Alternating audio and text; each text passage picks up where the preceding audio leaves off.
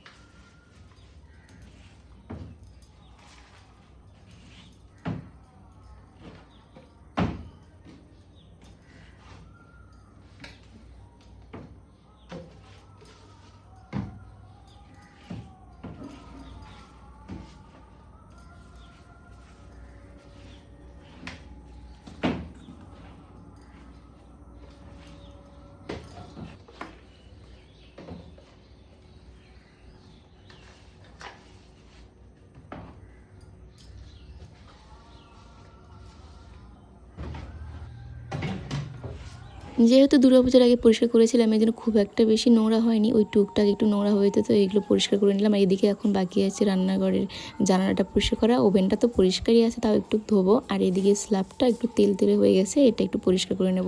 আর এদিকে দেখো এই যে থালা বাসনগুলো আমি পুজোর সময় সব নামিয়ে মাজিনি, কয়েকটা শুধু মেজেছিলাম, তো এই কাজটাই বাকি ছিল, তো সেটাও করে নিলাম। আর এদিকে দেখো এখন কিন্তু আমার রান্নাঘরে একদম পরিষ্কার করা হয়ে গেছে, সব কিছু ধোয়াধুয়ি করে রেখেছি জল ঝরার জন্য। আর এদিকে ঘরটাও কিন্তু মোছা হয়ে গেছে। আর পুরো সকাল 6টা থেকে সকাল 9টা বেজে গেছে আমার এই রান্নাঘরটা পরিষ্কার করতে। এখানে থালা বাসনের স্ল্যাবটাও কিন্তু নামিয়ে রেখেছি ধোবো বলে।